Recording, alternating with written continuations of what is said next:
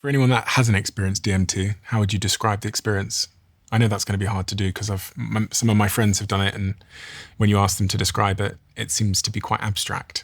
Yeah, it's like if we had some two-dimensional creatures that were living on this piece of paper right here on the table, and one of those creatures figured out that he can smoke some DMT, and that somehow enabled us to peel this two-dimensional creature to where it could see in 3 dimensions and see everything in this room. That's DMT. You're getting peeled out of reality into some other realm. And the weird thing is, every scientist that I know that's studying DMT, not one of them thinks it's a hallucination. What do they think it is? I think the more familiar someone is with DMT, the less certain they are about what the hell's going on. But everyone, literally everyone who uses DMT pretty much goes to the same exact places. And they all meet the same entities, the same 7 or 8 different types of entities. And it's been the same for 4,500 years of recorded history with DMT. And DMT is something we make in our own body. It's an endogenous chemical. Has it changed your perception of what reality really is? 100%. Yeah. It's so much more real than this reality. It's like, it's so ineffable. There are no words that can describe it. But it's 1,000, maybe 1,000,000 times more real than this, in such a way that just coming back to this feels like everything is kind of claymation for a little while. Claymation? Or just fake, like a cartoon of some kind. It's just really low resolution. And I come back with no certainty about anything. And I think everybody comes back with that lack of certainty. You're not coming back and be like, I saw this exact thing and here's what it means and here's how the universe was created and all of that. But you go up there and you come back and you're like, something about this plane doesn't feel real anymore. And that is a permanent shift that's hard for some people to make. And you can't unsee that you were kind of able to poke your head out of the side door of the Truman Show and look out backstage for a little while. So has it made you believe that this isn't real? This reality that we're living in now is not real? We'd have to define real. But how would you define real? Yeah, that's a good question. So that's why I paused. You could see it, you could touch it, you could measure it, you could taste it, smell it. Would that be real? Do you think we're living in a simulation? Then we'd have to define simulation. Because I think every society has this hubris of the universe is whatever's cool to us right now. Electricity came out, the universe was energy. Industrial Revolution came out, the whole universe was a giant machine. And right now everybody says, that we just discovered computers, the universe must be a computer. It's like the hubris of every generation. What I mean by simulation, I think, like, is it rendered in some way by something? I study this stuff all day, every day of my life. And I think that the more discoveries we have in particle physics and quantum mechanics, the more they're proving the Hermetic principles right. What's that? These are the 7 ancient principles of this guy named Hermes Trismegistus, also known as Thoth, like an Egyptian guy. They're confused about his name. But he's like, he wrote these first 2 principles are the most important. The first one is all is mind. All is mind. All is mind. The all is mind. The universe is mental. And then the second one is as above, so below. And here's how I explained this to my son a couple of days ago. I said, have you ever had a dream where there's like a building in the dream? Maybe there's a house in front of you. And what are you looking at the house with? And he's like, well, my eyes. I said, why? Which eyes are they? Are they your eyes that you're seeing the house with? And he said, no, because you're imagining your own set of eyes to see the house with in your dream. Your eyes aren't there. Your body isn't there. So you're imagining the whole body and the world. And I said, what's the distance between you and that house in your dream? And he said, 30 feet. I said, what is the air made out of between you and the house? And he said, air. And I said, you have air in your dreams? Is it real air? And he said, no, it's my brain. And I said, so is there a distance between you and the house? He said, no. What's the house made out of? Me. What's the air made out of? Me. The entire thing is me. The ground I'm standing on, the house, the clouds in the sky. So in a dream, you can verifiably prove that something is real. You can test it, you can touch it, and all of that. And the perception of it is very much real. So the theory now, and I don't have any certainty about this, but one interesting theory that I've heard from many different neuroscientists is like if we look at as above, so below, like a universe spins like a DNA double helix. You can zoom in on a human eyeball and it looks the same as a nebula. What if dreams are this level 1, and this is like level 2 of that, where we're hallucinating distance. We're hallucinating, and I think that whatever the case is, I have no idea. I have no theories about it myself. But whatever the case is, I do think that separation is the greatest lie ever told to the entire world. Of like you are separate from that person, like this, you are separate from this. And how people say, I need to go spend time in nature. Like you are nature. Like that's part of who you are. You're made out of that stuff. You're made out of that dirt. So I think the illusion of separation is the one thing that I think will help a lot of people. And that's why psychedelics can really just rewire somebody's brain so fast. It just deletes that separation. I feel like I just had some DMT. Because you said, level 1 is dreams, level 2 is maybe this reality. So the question in my mind was, what's level 3? Yeah, then that would maybe be what you see on DMT. You said that world was more real than this one.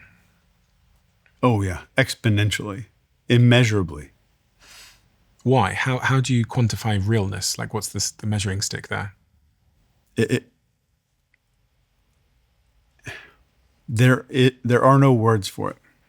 Has this changed your view on religion? Yeah. How has it changed your view?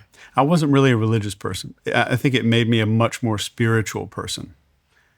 And I think before any psychedelic therapy that I went through, I was performing spirituality. So spirituality was kind of something I did to show people. Yeah, virtue, to signal virtue of sorts. And now spirituality, you kind of see it like it's not a big deal. It doesn't, you don't have to go buy linen yoga pants and wooden beads and bathe in essential oils to be spiritual. Like you can just maybe have a hand up there and be less certain. I think the certainty is the enemy. Like we haven't been here very long. We're very, very newborn creatures on this planet. Has it made you more empathetic? Unbelievably so. Yeah. At the end of the day, everybody wants to, like after your first or second time going to psychedelic therapy, you're like, oh, I need to understand the secrets of the universe now. Which you go in there with this like very egoic, egocentric desires. And then they're like, okay, you want to understand the universe? They'll show it all to you, and your brain's not capable of understanding it, remembering it, or translating it once you come back anyway.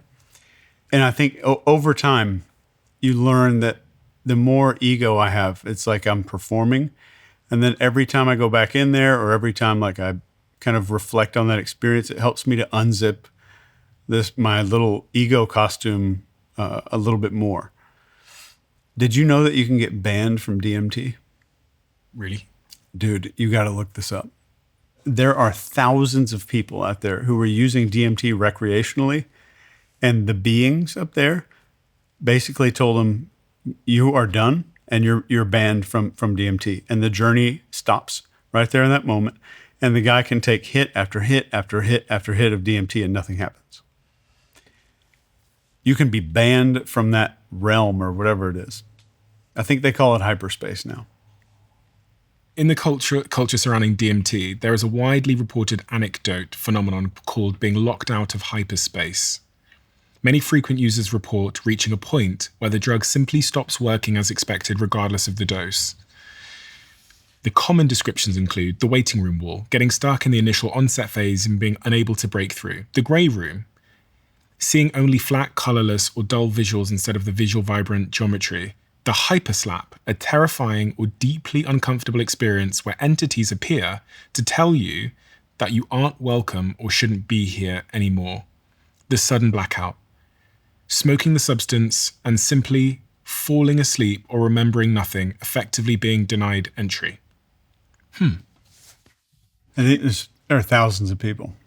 One of the very, very random but persuasive thought experiments I sometimes use to explain why I've started to believe that there's probably something more is, weirdly, how much I've learned about the gut microbiome. And it sounds like a strange thing, and like not a connection one would expect to make. But when I sat here with these experts and they're like, oh, by the way, there's 38 trillion living organisms in your gut right now. You're saying like what is below is above, or whatever that phrase was. I was like, okay, so those 38 million creatures, I know that you could argue that maybe they're not conscious or whatever you want to say, but they have no idea. Like if they work, they have no idea that they're living inside another organism. If they could debate, they would be debating religion. They'd be saying, do you think we have a creator? And they'd look around and they wouldn't see him. But because they don't realize that they're inside, I guess, their God, like their creator, the thing that's feeding them every day and keeping them alive. And that kind of, you could argue, created them because I created the environment for them to reproduce. And when I thought about that, I thought about the oceans. I was like, the animals at the very bottom of the deepest ocean have no idea that there's anything above. They have no idea. And then you got to ask yourself, am I like arrogant enough to believe, or naive enough to believe that like this is it? That I am at the top of the mountain and there's nothing. It's so egotistical to think like there could be nothing above me. And then the other thing that's been really persuasive for me in my journey of like spirituality or religion or whatever you want to call it is I did a bunch of star tours and generally getting interested in the stars and sitting there with a star expert and him saying to me at night time in Joshua Tree, look over there. And he'd like get this big binocular out, this 1 meter binocular. And he'd say, what you're seeing there is, he'd say something crazy like 28 million light years away. And I'm looking at a whole nother galaxy and it's just this speck and it's 28 million light years away. I'm scratching my head and being like, what the? That is inconceivably far away. And it's just this dot. And he goes, yeah, there's like trillions of those. And I'm thinking, oh, like the gut microbiome, there's like 38 trillion of those. Yeah. And they're just specks with life on them that we understand at some granular level, but maybe not the deepest granular level. So maybe I'm just another gut in the bug of some toddler in some other space. And I just don't know the answer. What do you do with that information? No idea. But the new theory is that this consciousness is external to our body. What does that mean? Like our brains act as a receiver and a filter for consciousness, and not a creator of consciousness. So that hypothetically, maybe DMT is something that just pops that filter off and allows us to experience full consciousness.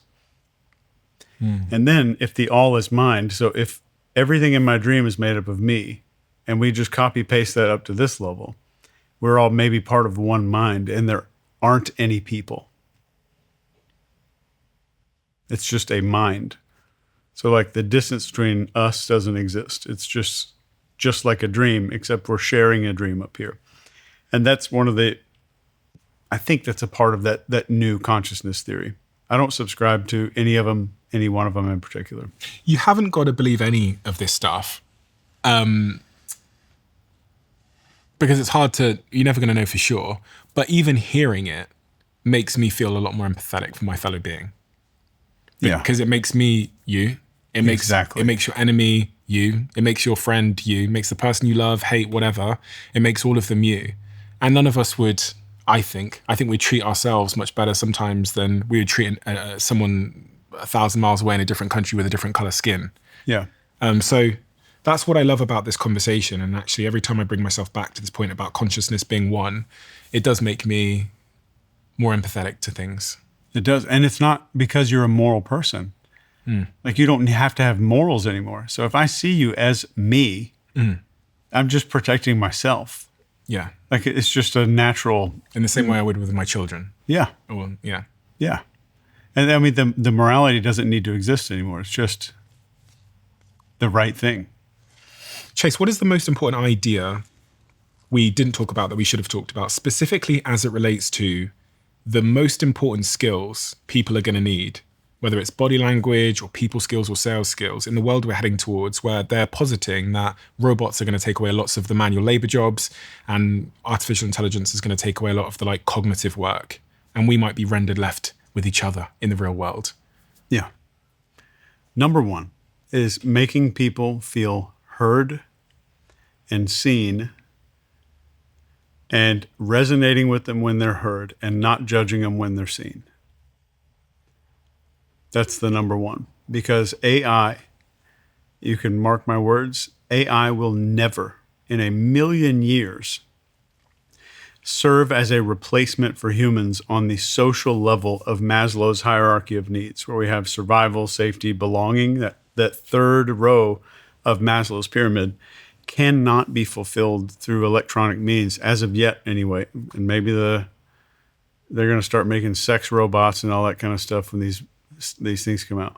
But we cannot fulfill that desire. We cannot fulfill that need. So what's above that? Then we have esteem, our self-esteem and our self-actualization. We can never move past level 3 because we're getting a placebo of connection from Twitter and TikTok and all these apps and these pseudo-social apps, YouTube. We have these parasocial relationships on YouTube, and it cannot fulfill that level. Our brains were not wired to receive digital connection.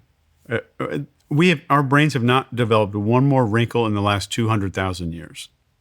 Exactly the same brain. Mm-hmm. So we're not going to out-science the lower part of the brain.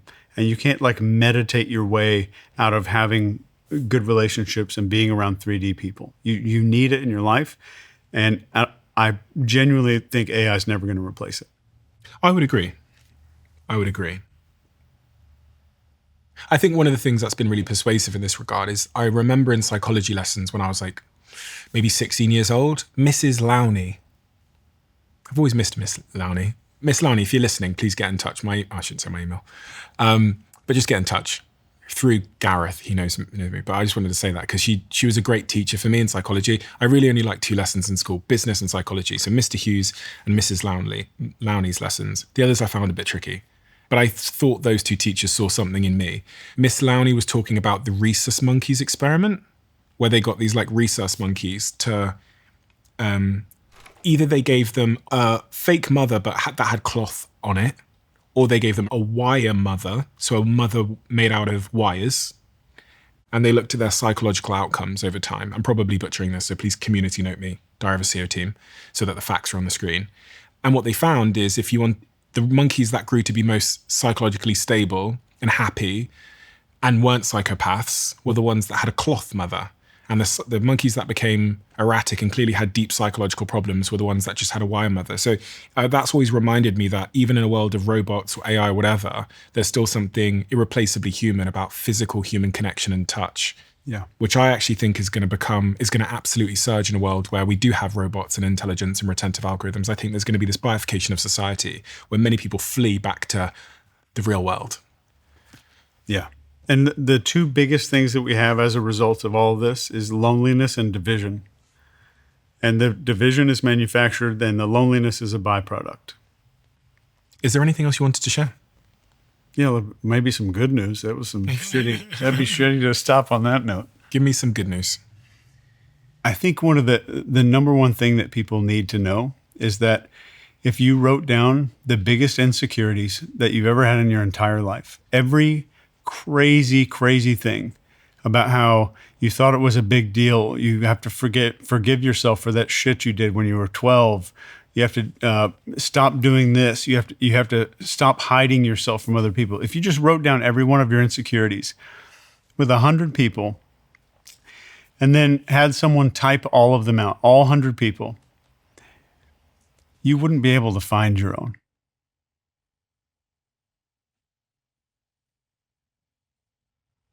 You'd be very confused.